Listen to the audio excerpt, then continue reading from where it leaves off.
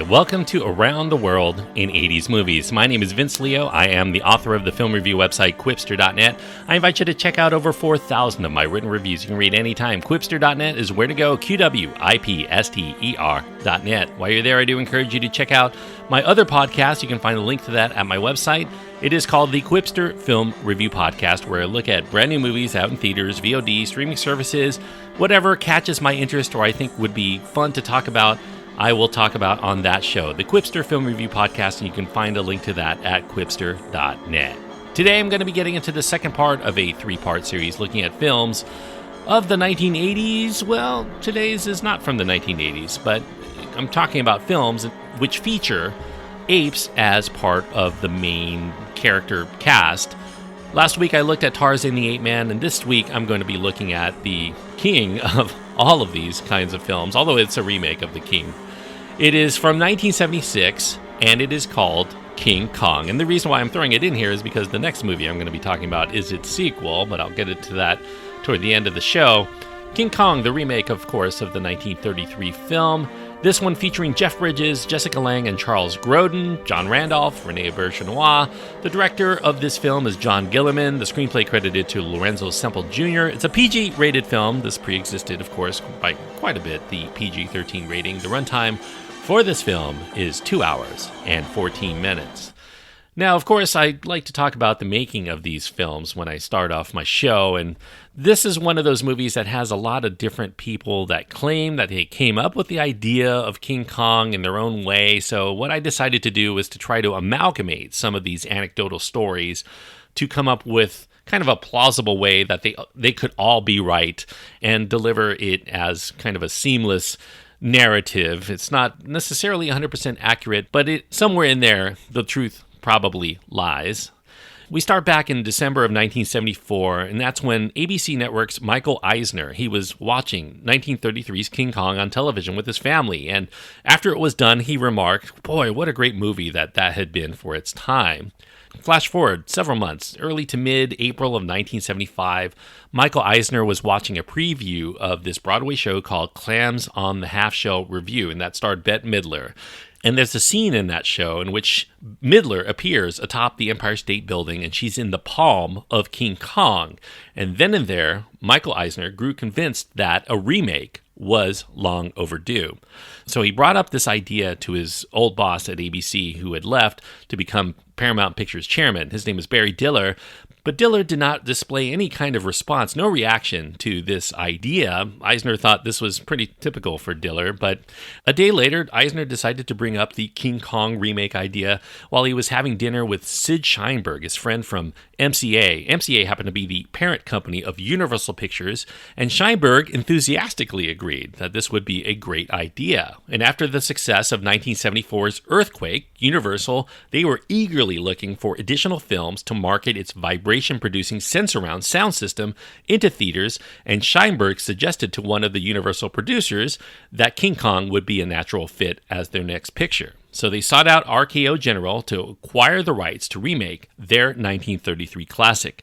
On April 15th, 1975, Universal felt that they had scored a binding oral contract with this negotiating attorney who was working with RKO General for exclusive rights to remake King Kong and to produce one sequel.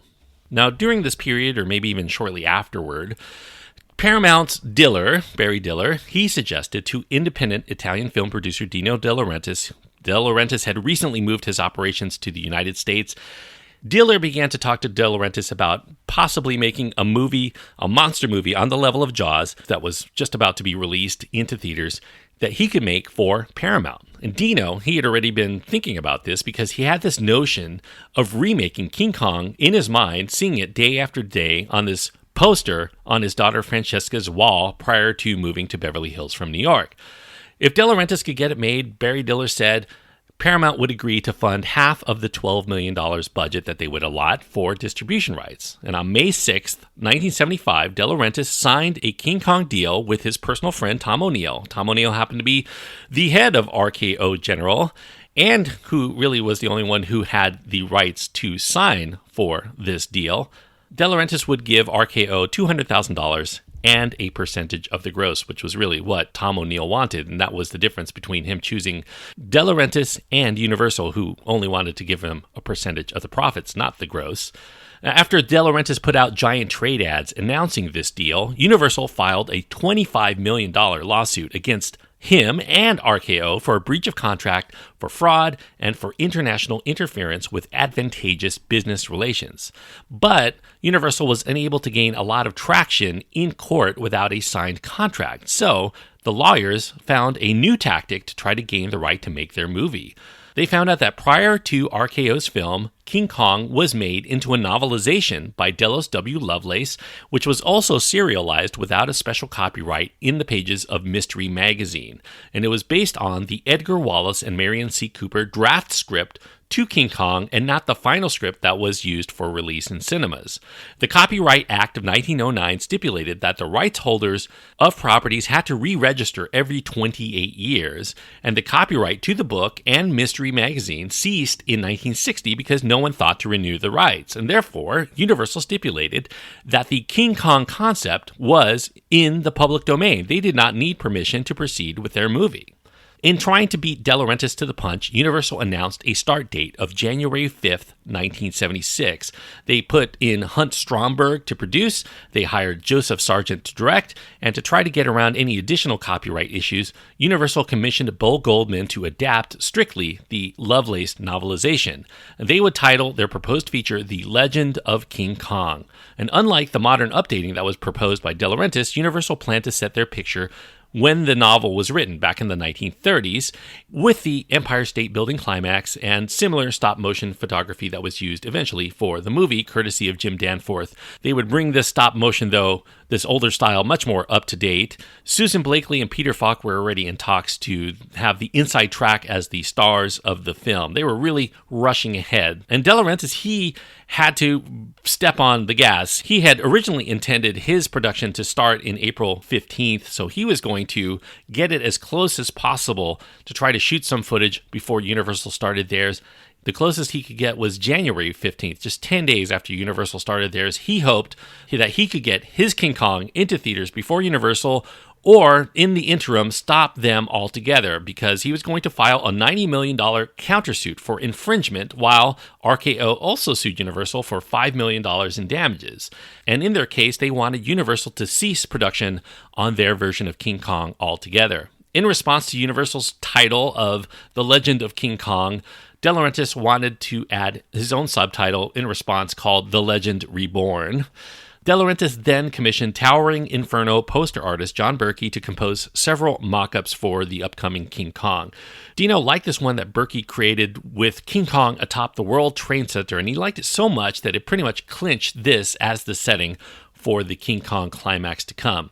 De Laurentiis secured the services for the screenplay from Lorenzo Semple Jr., who had just worked as the screenwriter for Dino's very successful 3 Days of the Condor just the same year, and De Laurentiis stressed the need to Semple to differentiate the new film from the original film, and that was to try to avoid getting critics to make fun of their movie for being just an expensive rehash. Kind of ironic here, because critics instead complained that the new Kong was not enough like the original film, so I guess there was just no winning in this battle. But De Laurentiis, he still wanted a modern take, and he wanted to emphasize the Beauty and the Beast love story much more. Even if the formula remained fundamentally the same, he was going to play to more modern audiences and their sensibilities. So Semple also drew in to that modern and relevant King Kong structure, because the 1970s were known for a lot of message movies. So he would put his own message in here of an environmental message against corporate exploitation. Now, in Semple's plot, there's this gasoline corporation named Petrox, and they send out this expedition to this uncharted island near Micronesia that's been obscured by perpetual fog, and they want to find out if there's going to be any oil deposits there. Stowing away on the ship is Jack Prescott, who's this anthropologist from Princeton University. He stows away because he's curious if the reports of a giant primate residing there are true.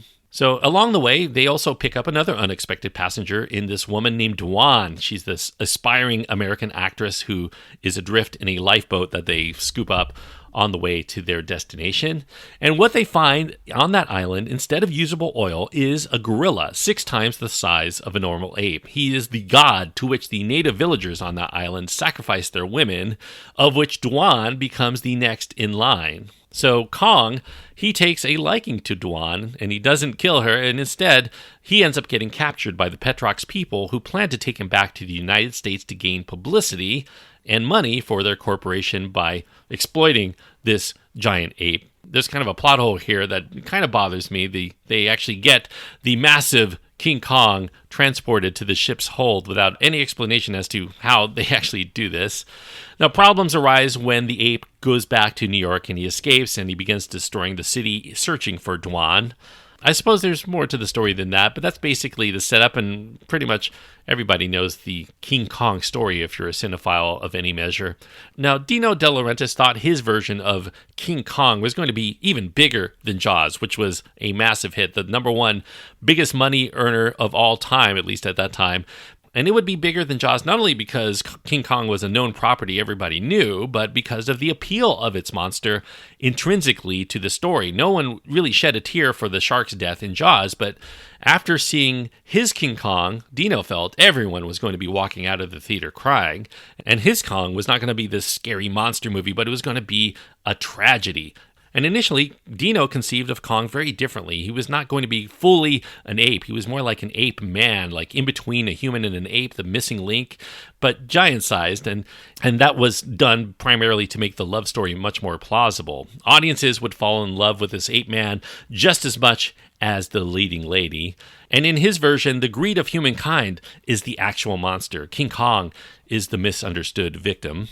Now, for the director, Dino immediately obviously was going to seek out Steven Spielberg. He had just made Jaws and he was red hot, but Spielberg didn't want to do another monster film to follow Jaws, and he also didn't think that King Kong ever needed to be remade to begin with.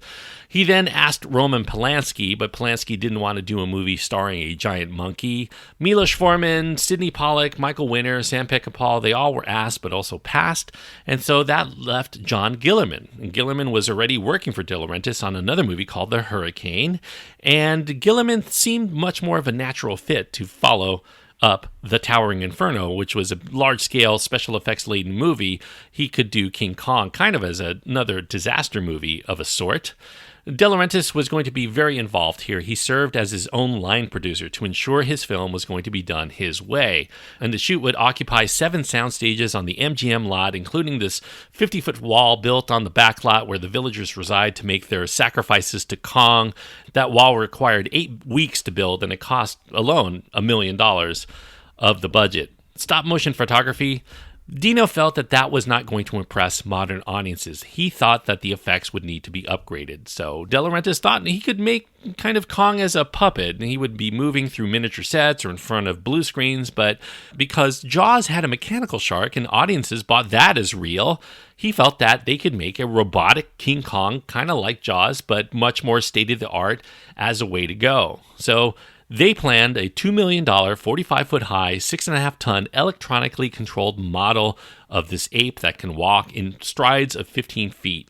Various parts of Kong would also have to be built, his arms and his hands, and that would be used separately for different angles, different close-ups, designed all by Italian craftsman Carlo Rambaldi.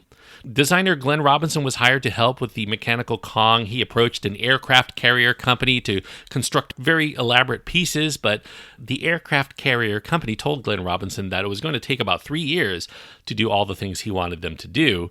De Laurentiis wanted his film completed by the end of 1976, so about 8 months, realistically, of time before they needed to have Kong done to be able to shoot any kind of footage at all. And Robinson had to come up with something very quick on his own.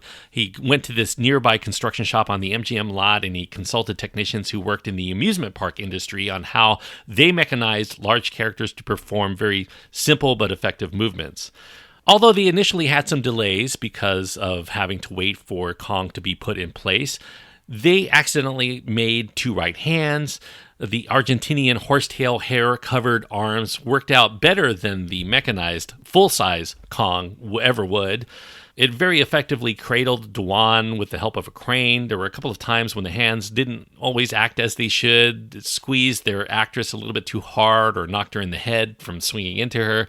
And despite so much time and money expended on this mechanical Kong, it never did work quite right. Not only mechanically, but also in terms of the emotional payoff intended. It just did not move or seem natural, and it just was going to be a bust.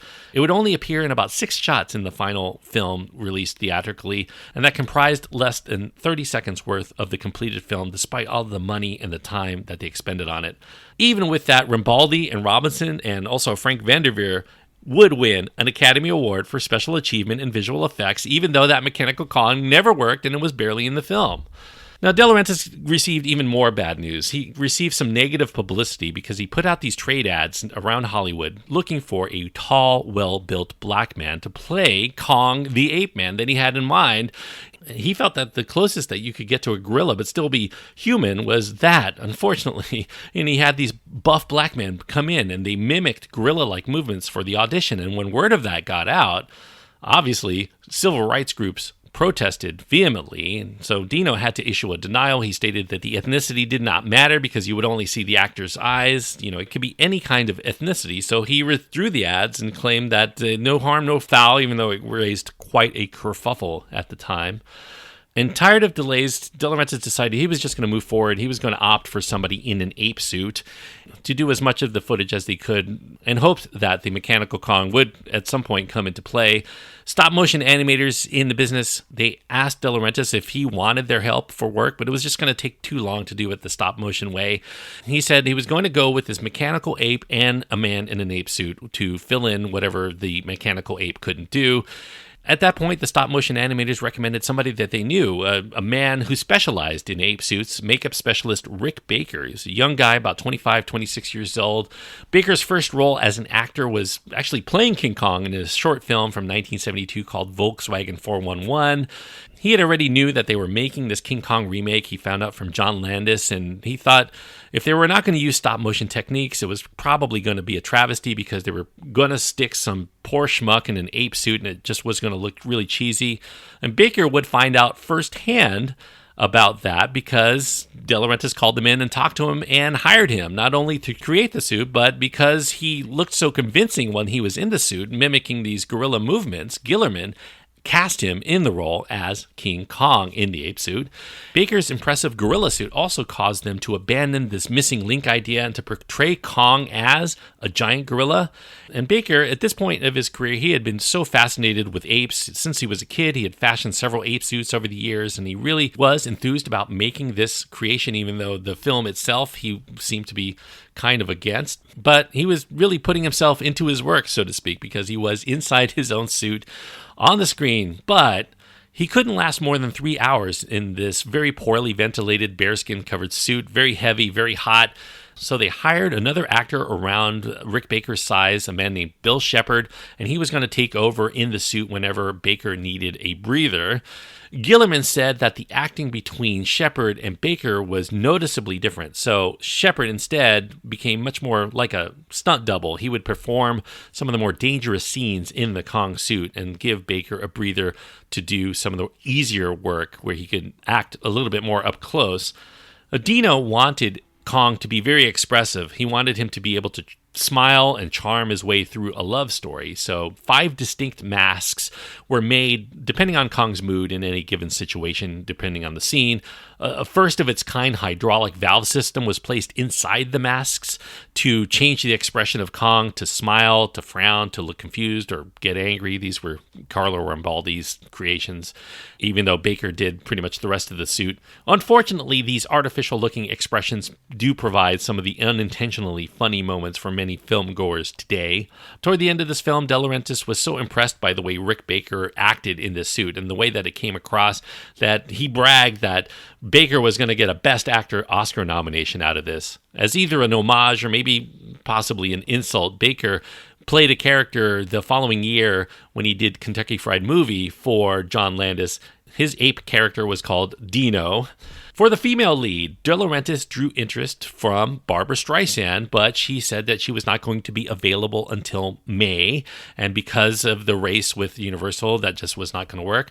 He consulted Valerie Perrine, but she was under contract with Universal, so obviously that was going to be out. Bette Midler, who was kind of the inspiration for the idea for this remake of King Kong, if you believe Michael Eisner anyway, she was not interested. And Cher was consulted, but she was in the midst of a pregnancy at the time. She was visibly pregnant, and that was not going to work either. They sought out some comedic actresses, and because there was going to be a lot of comic relief in their film. Elaine Joyce and Goldie Hawn were considered. They looked at Margot Hemingway, who was working on another of Dino's films at that time called Lipstick. Many actresses were auditioning for the role as well, unknown actresses at that time, including Bo Derek and Melanie Griffith among them. Meryl Streep also auditioned for the role. Actually, her audition was abbreviated. Dino, when Meryl Streep came in and started performing, said to his son, Federico, in Italian. Federico had called Streep in because he had seen her in a play and thought she was fantastic. Dino asked Federico why he brought her in. She's ugly. And Streep, who Dino didn't know had studied a year of Italian at Vassar College, answered, "Sorry to disappoint you," and walked out. After looking at so many women, they contemplated offering actress Deborah Raffin the part, and that's when Gulf and Western head Charles Bluhdorn suggested a model that he had seen in New York that could work for the role. So they flew out his recommendation, Jessica Lange, for her screen test. Jessica Lange came in. She was not made up. She looked wiry thin. She had braces. But because of the recommendation from Gulf and Western's head, she was allowed to continue on with her audition. And she auditioned very well, so well that they had her audition again and again, and hire brass at Paramount, and some of the makers came in until finally they brought in John Guillermin to check out her audition. And he thought that she actually could work, so he had one more test that he wanted to do. He wanted a screen test to see what she would look like on film, and when he finally saw what she looked like projected onto the screen, Guillermin exuberantly shouted, "I found my Fay Ray!" So the last test involved was going to be calling in Dino De Laurentiis. And De Laurentiis, when he saw it, he was impressed too. He offered Lange the part and a 7-year contract on condition that she could get a makeover so that she wouldn't look, at least in Dino's words, like a scarecrow. Guillermin instructed Lange, who was now made up fabulously, to play the role of Dwan with echoes of Marilyn Monroe. She would eventually receive a Golden Globe for her performance in this film for Best New Actress. Pressed for time for the other roles. Chris Sarandon, who De Laurentiis had in Lipstick as well. He had been approached to come aboard and play the male lead, but he turned it down. Jeff Bridges, who was next in line, he was an avid fan of the original King Kong. He signed on happily to do the remake. Tony Award-winning actor Charles Grodin was cast against type for the greedy corporate suit Fred Wilson. Grodin sought the part of Jack Prescott, the male lead, but Dino preferred him as Wilson kind of cajoled him into taking the role. At this point, Paramount was in an uncomfortable position because it still wasn't settled between Universal and De Laurentiis. And Paramount did not want to get involved with taking sides in the feud because not only because they worked with De Laurentiis, but because they had partnerships with Universal on other projects. So soon after production was underway, MCA president Sid Sheinberg and his managing partner Lou Wasserman, they met with Charles Bluhdorn and Barry Diller to strike a deal, and they came up with a settlement. De Laurentiis and Universal would withdraw their legal actions against each other, except for those involving RKO. Those were still on. De Laurentiis could proceed with his picture without having to worry about competition. He would drop The Legend Reborn from the title, and Universal would have to wait at least 18 months before they released their version of King Kong. In exchange for waiting, Universal would receive from De Laurentiis 11% of the profits. Kind of a sweet deal for Universal, but De Laurentiis was okay with it because he felt that if there were 2 King Kongs in the theater around the same time, neither of them would be as successful as just one alone. Kauai served as Kong's Island. Additional shoots took place in New York and Los Angeles and in studio at MGM. During this period, the budget escalated to about $17 million because Dino De Laurentiis was growing unhappy with all of these gorilla suits, and he wanted more expression, more emotion to be evident to make it work as a love story, so they would have to go back and redo a lot of the work that they had already did. Some miniature sets had to be created in meticulous detail for their Kong in a suit to walk through and destroy, and that included a small-scale subway train sequence. Unfortunately, that full-scale Kong model by the end of this film was a complete bust. It was unable to ever move realistically, no matter how much effort that they put into it. It even cost Dino De Laurentiis about $3 million spent because he had to shut down production to work out all of the kinks and to get other parts of the movie caught up so that they could move on with just filming with somebody in a suit.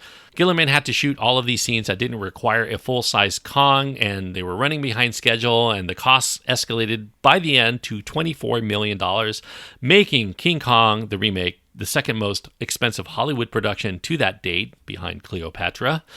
The film's ending was also kind of a heated debate. The original screenplay called for Fred Wilson to realize that he may have wrecked the world by allowing King Kong to roam free in New York. Wilson surviving did not score well with the test audiences. They thought he should not be alive at the end, so they recaptured this moment in which Kong steps over Wilson during a certain sequence. They changed that to him actually crushing him into the ground. They also cut part of the ending that test audiences also didn't like, where Jack walks away from Dwan and disappears into the crowd that's surrounding Kong. He knew that they would not work as a couple without Kong, and audiences found that ending dissatisfying, so they cut out his walking away. To get that ending where the crowd gathers around the fallen Kong, thousands and thousands of people, De Laurentiis sent out a press release claiming that the Port Authority denied clearance for their mechanical Kong to straddle the Twin Towers. That was kind of a publicity stunt, and it was definitely absurd because they had built a 45-foot tall ape. It couldn't possibly span the 200 feet between the two towers. They put down a styrofoam giant ape at ground level to attract about 30,000 spectators to gather around, and they did not have to pay any of them as extras, the $50 a pop usually afforded, so they saved some money there, I guess. When the film finally came out, critics were pretty much against the film. They were shocked that anyone would try to remake the classic film. And blockbusters, they were kind of a new phenomenon at the time. Jaws was really deemed the first real one, and big budget films were considered in the 70s to be lesser in quality. The country was enduring a recession, and they looked down upon lavish productions, at least until the following year when Star Wars came out. King Kong still, though, made $90 million worldwide, far short of the $470 million that Jaws took worldwide, but it still pulled off a nice little profit, even though chunks of it were going to Universal as well as RKO.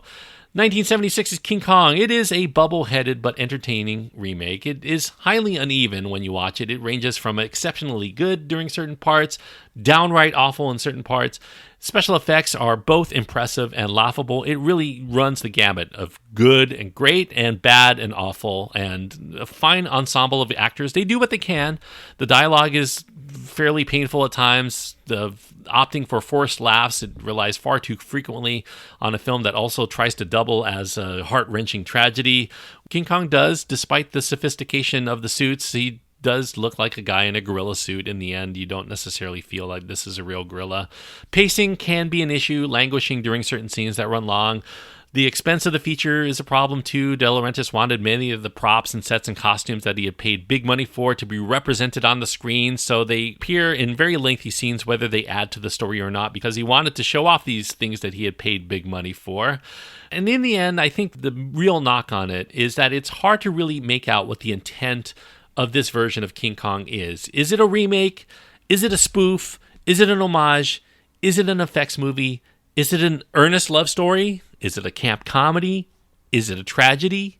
Is it a commentary on environmental exploitation?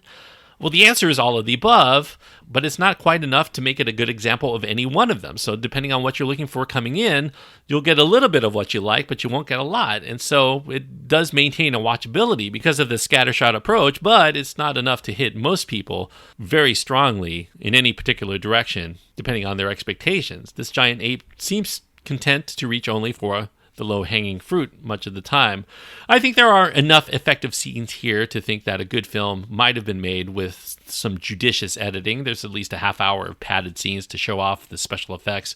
Instead of pushing forward the story, as I mentioned, the filmmakers here, I do think, are successful in evoking sympathy for the beast, enough to make the ending resonate, but I do think that in the end, King Kong, this remake, aims so broadly that it does fail to surpass the original. Despite a very game cast here, impressive technical specs, and a great John Barry score, I think its most enduring gift to cinema in the end is that it made ultimately a star out of Jessica Lange. So I guess you can give them thank you for that. She's a fantastic actress. But I think the movie is just such a mixed bag. I can't quite give it a full recommendation, even though I've watched this film constantly, and I'm always entertained by it in a certain respect, but I also am kind of laughing at it in another respect, because there's so much of this film that really just does not work, that's in between those parts that do work. So a real mixed bag, a roller coaster ride, kind of that amusement park ride at Universal Studios.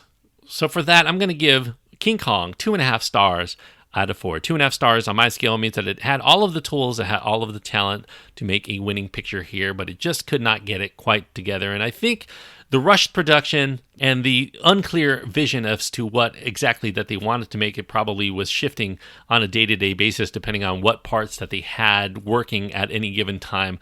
It resulted in a clunky production that eventually became a clunky feature film. And so 2.5 stars is the best I can give King Kong, even though, it's kind of a guilty pleasure, because it is just one of those kinds of movies that you can watch and enjoy for the things that you like. You ignore the things that you don't. If you have your own thoughts on King Kong that you want to impart, you can reach me at my website. You can go to quipster.net, QWIPSTER.net. You can find links to my Twitter feed, my Facebook page, my Instagram, my email there. Email's probably the best bet to get in touch with me. While you're there, I do encourage you to check out my other reviews, including reviews of the 1933 version, as well as the 2005 version that was done later by Peter Jackson. So I have all of that reviewed at my website, quipster.net. As for next week, you're probably well ahead of me. I wouldn't be reviewing this movie as an 80s film if I weren't going to be talking about its follow-up. It came out 10 years after King Kong, almost to the day. It is called King Kong Lives. And yes, King Kong does live, by the way. It is King Kong in the 1986 film. As for how and why, I will get into that on the next episode, because he sure as heck did seem like he died at the end of this one. So, King Kong Lives from 1986 on the next episode. So, even if you don't watch it, I do encourage you to listen to that review, because I do have a lot to say about it. Until next time, thank you so much for listening and joining me on this trip around the world in 80s movies.